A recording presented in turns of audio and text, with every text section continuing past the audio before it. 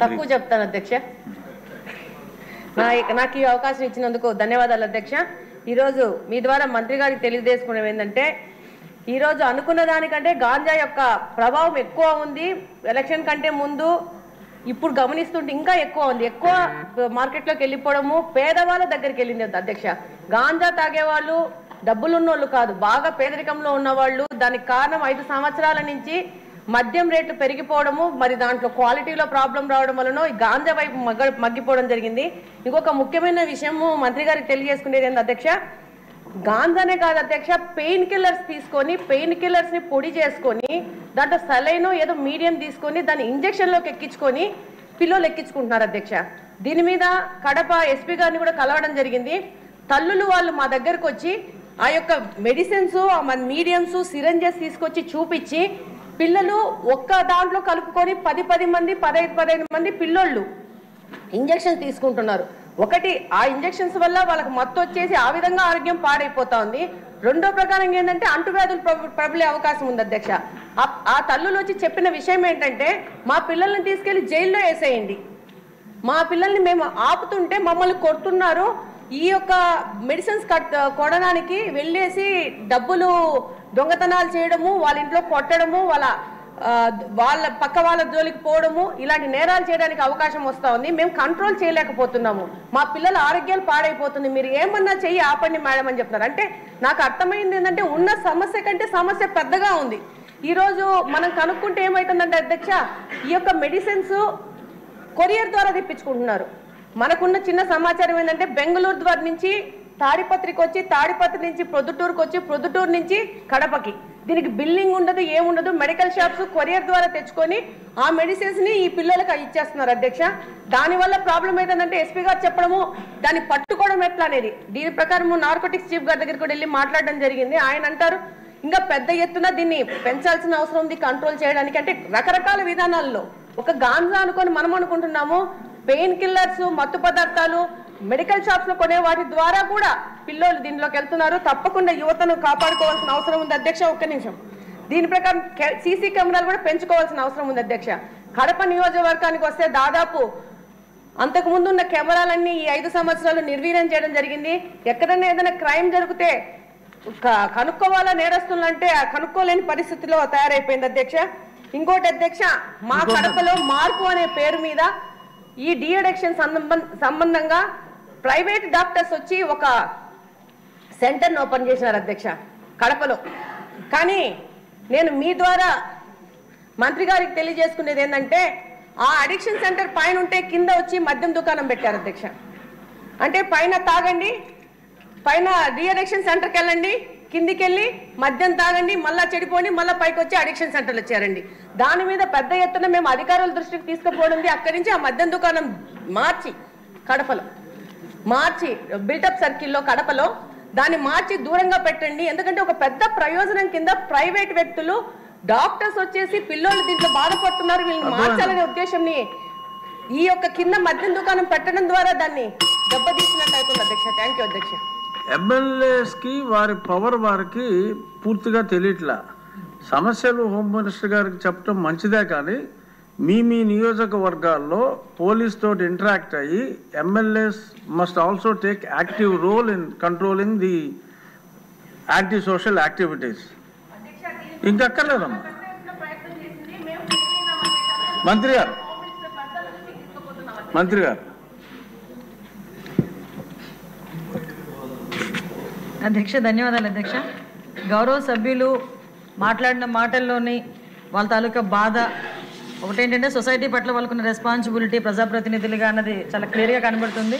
యాక్చువల్గా మనం అధికారంలోకి రాకముందే ఈ విషయం చెప్పాలి అధ్యక్ష. ఒక 2 minutes నాకు ఒక టైం ఇవ్వండి, ఎందుకంటే చాలా crucial issue and important issue అధ్యక్ష ఇది.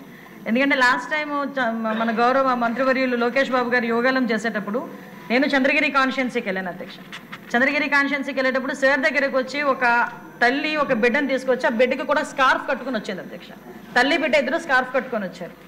ఏంటి విషయం అంటే, లోకేష్ బాబు గారితోనే మాట్లాడాలి అని చెప్పి పక్కకి వెళ్ళి, మా అమ్మాయిని గంజాయికి అలవాటు చేసేశారు, మా అమ్మాయి గంజాయికి అలవాటు పడిపోయింది, నా బతుకేంటో అర్థం కావట్లేదు, ఏం జరుగుతుందో తెలియట్లేదు, నేను మా అమ్మాయి చనిపోవడం తప్పించి వేరే దారి లేదు అని చెప్పి ఆ రోజు ఆ తల్లి కూతుర్లు ఇద్దరు కూడా గౌరవ మంత్రివర్యుల దగ్గరికి వచ్చి బాధపడి ఏడిస్తే ఆ రోజు మంత్రివర్యులు ఒక మాట చెప్పడం అధ్యక్ష, మన గవర్నమెంట్లోకి వచ్చిన తర్వాత గంజాయి మీద దృష్టి పెట్టాలి అంటే ఆ రోజు నుంచే ఒక కార్యాచరణ రూపొందించుకొని యువగలం పాదయాత్రలో ఏదైతే ప్రజా సమస్యల మీద గుర్తించడానికి వెళ్ళిన నేపథ్యంలో అదే రకంగా ఈరోజు మనం అధికారంలోకి వచ్చిన వెంటనే గాంజాయి మీద ఉక్కుపాదం మోపాలి అన్న ఒక థియరిటికల్గా మనందరం కూడా వెళ్ళడం జరిగింది అధ్యక్ష. దీనిలో భాగంగానే చూస్తే నిజంగా సభ్యులు అన్నట్టుగా ఈరోజు గాంజా అనేది ఎలా అయిపోయిందంటే ఎక్కడో ఏజెన్సీ ఏరియాలో పండే గాంజా కాస్త ఈరోజు స్కూల్ బ్యాగ్స్లోకి వచ్చే పరిస్థితి వచ్చింది అధ్యక్ష. స్కూల్లో పిల్లలు కూడా గాంజాయి తీసుకునే పరిస్థితులకు వచ్చేసారు. అంటే లాస్ట్ 5 సంవత్సరాలు ఇందాక సభ్యులు మన వాసు గారు మాట్లాడినప్పుడు కనీసం గాంజాయి మీద కానీ గాంజా బ్యాచ్ గురించి కానీ బ్లేడ్ బ్యాచ్ గురించి కానీ దౌర్భాగ్యం ఏంటంటే ఒక సీఎం స్థాయిలో ఉన్న వ్యక్తి ఏ రోజు కూడా ఒక రివ్యూ తీసుకోకపోవడం, ఒక ఇన్ఫర్మేషన్ కనీసం తెప్పించుకోకపోవడం అధ్యక్ష. దీని పర్యవసానం ఏదంటే 5 సంవత్సరాలు దీన్ని క్యారీ ఫార్వర్డ్ చేసుకొని ఈ రోజు ఇంతవరకు రావడం జరిగింది అధ్యక్ష. దీని నేపథ్యంలో ఈ రోజు ఈ గాంజాని ఇమీడియట్గా మనం అరికట్టాలి అనుకునేటప్పుడు చాలా ఎక్సర్సైజ్ చేసుకోవాల్సి వస్తుంది అధ్యక్ష. సిస్టమ్ని కూడా మనం మళ్ళా రిపేర్ చేసుకోవాల్సిన పరిస్థితి ఏర్పడింది అధ్యక్ష. ఇంతకు ముందు గాంజాకి సంబంధించి పైనుంచి ఏజెన్సీ నుంచి కిందకు వచ్చే సిచ్యువేషన్లో ఎన్ని చెక్ పోస్టులు ఉన్నాయని నేను వైజాగ్ సిపి గారిని ఒకసారి నేను హోమ్ మినిస్టర్ అయిన వెంటనే మాట్లాడితే కేవలం 2 సీసీ కెమెరాలు ఉన్నాయి, చెక్ పోస్టులు ఉన్నాయి, దాని దగ్గర 2 సీసీ కెమెరాలు ఉన్నాయని చెప్పారు అధ్యక్ష. అంటే చెక్ పోస్టులు కూడా పెట్టుకోలేని పరిస్థితులు అయిపోయింది. ఈ రోజు మళ్ళా తిరిగి గాంజా నిర్మూలనకి పర్టికులర్గా ఎక్కడెక్కడైతే ఏరియాస్ నుంచి అయితే మనకి ట్రాన్స్పోర్ట్ జరుగుతుందో ఆ ట్రాన్స్పోర్ట్ అన్ని ఏరియాలలోని కూడా చెక్ పోస్టులు ఏర్పాటు చేసుకున్నాం. చెక్ పోస్టుల దగ్గర సీసీ కెమెరాస్ ఏర్పాటు చేసుకున్నాం అధ్యక్ష. ఏ గాంజా తీసుకునే వ్యక్తి కూడా ఎక్కడ కూడా తప్పించుకోకూడదనే ఉద్దేశంతోనే సర్వేలెన్స్ కింద సీసీ కెమెరాలు ఆల్రెడీ ఫిక్స్ చేస్తున్నాం అధ్యక్ష. దీని నేపథ్యంలోనే మనం అర్థం చేసుకుంటే అధ్యక్ష ఈ 5 నెలల కాలంలో మనం వచ్చిన ఎన్డీఏ గవర్నమెంట్ వచ్చిన 5 నెలల కాలంలోనే సుమారుగా 25,000 కేజీల గాంజాని ఈరోజు పట్టుకొని గవర్నమెంట్ స్వాధీనం చేసుకునే పరిస్థితి, పోలీస్ డిపార్ట్మెంట్ వాళ్ళు పట్టుకొని స్వాధీనం చేసుకునే పరిస్థితి కనిపించింది అధ్యక్ష. దగ్గర 916 మందిని కూడా ఈ రోజు మనం జూన్ నుంచి అక్టోబర్ వరకు చూసుకుంటే 916 మంది మీద ఆల్రెడీ కేసులు నమోదైన వాళ్ళందరూ కూడా వెళ్ళారు అధ్యక్ష. ఇందాక గౌరవ సభ్యులు కూడా జైలుకి సంబంధించిన విషయం కూడా చెప్తున్నారు అధ్యక్ష.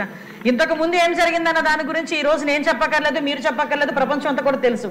కానీ ఈ రోజు మేము వచ్చిన తర్వాత మన నిఘా యంత్రాలు ఎంత క్లియర్ గా పనిచేస్తున్నాయంటే ఎప్పుడు నుంచి జరుగుతుందో అర్థం కాదు. రాజమండ్రిలోని ఒక ఫార్మసిస్ట్ ఒక జైల్లో ఉన్న వ్యక్తికి గాంజా తీసుకెళ్లే పరిస్థితి నిన్న మొన్న కనిపిస్తే ఇమీడియట్ గా దాన్ని మా నిఘా యంత్రాలన్నీ కూడా పట్టుకొని అతన్ని కూడా అరెస్ట్ చేసి జైలుకు పంపించిన పరిస్థితి.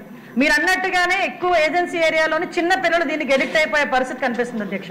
ఎడిక్ట్ అవ్వడమే కాదు అధ్యక్ష, వాళ్ళకున్న ఫైనాన్షియల్ ప్రాబ్లమ్స్ ని బేస్ చేసుకుని వాళ్ళని పావుల కింద వాడుకునే పరిస్థితి ఉంది.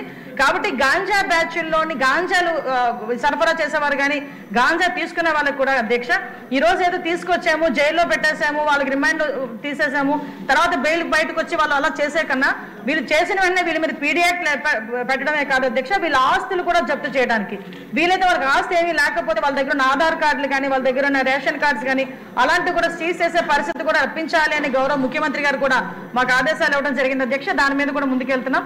ఇంకా మీరు కడపలో ఉన్నట్టు మా దృష్టికి వచ్చింది కాబట్టి ఒకసారి మేము కూడా మాట్లాడతాం అధ్యక్ష. అదేవిధంగా డీడిక్షన్ సెంటర్స్ కూడా మాక్సిమం ఎక్కువ పెడుతున్నాం అధ్యక్ష. ఎక్కువ మంది డాక్టర్స్ ని కూడా ఈవెన్ సెంట్రల్ జైల్లోని కూడా డీఅడిక్షన్ సెంటర్లు పెట్టడానికి ఒక ప్రపోజల్ ఉంది అధ్యక్ష. ఇందాక గౌరవ సభ్యులు అందరూ కూడా చెప్పినట్టుగా ఎక్కడా కూడా గాంజాయికి ఎటువంటి విచ్చలవిడితనం అనేది లేకుండా చాలా సీరియస్ గా తీసుకుంటున్నారు అధ్యక్ష. ఒక్క విషయం చెప్పి నేను ముగిస్తాను అధ్యక్ష. ఎందుకు చెప్తానంటే ఈ రోజు మేము చేయగలము అని మన గవర్నమెంట్ చేయగలము, గాంజాని అరికట్టగలము అని చెప్పడానికి గల ప్రధానమైన కారణం ఏంటంటే గాంజాకి మేము వచ్చింది ఇమీడియట్ గా దానికి సెపరేట్ వింగ్ ఏర్పాటు చేశాం అధ్యక్ష.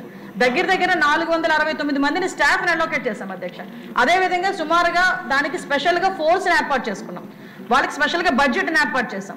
ఎక్కడా కూడా మిగతా డిపార్ట్మెంట్ వాళ్ళతో కాకుండా వాళ్ళు సెపరేట్ గా వాళ్ళకు ఒక అధికారాలు ఇచ్చి సర్వాధికారాలు ఇచ్చి ఈరోజు గాంజాని అరికట్టే పరిస్థితిలో మనం తీసుకొచ్చాం. 5 సంవత్సరాలు ముఖ్యమంత్రిగా ఉన్న వ్యక్తి ఆ పులివెందుల ఎమ్మెల్యే ఈ రోజు అప్పటి వరకు ఎక్కడ కూడా ఒక రివ్యూ చేయకపోతే నాకు తెలిసి 5 నెలల కాలంలో దగ్గర 7 సార్లు గంజాయి విషయంలో రివ్యూ చేసిన ఘనత కూడా గౌరవ ముఖ్యమంత్రి గారికి మన దక్కింది అధ్యక్ష. కాబట్టి ఇంత కాన్ఫిడెంట్ గా మనం చెప్పగలుగుతున్నాం అధ్యక్ష. గాంజాని కానీ బ్లేడ్ బ్యాచ్ కానీ బ్లేడ్ బ్యాచ్ కూడా ఎక్కువగా రాజమండ్రి విజయవాడలోనే ఎక్కువగా ఉంటుంది అధ్యక్ష. దాన్ని కూడా అరికట్టడానికి ఈ రోజు పోలీస్ డిపార్ట్మెంట్ అంతా సన్నద్ధమైనారు అధ్యక్ష. Thank you.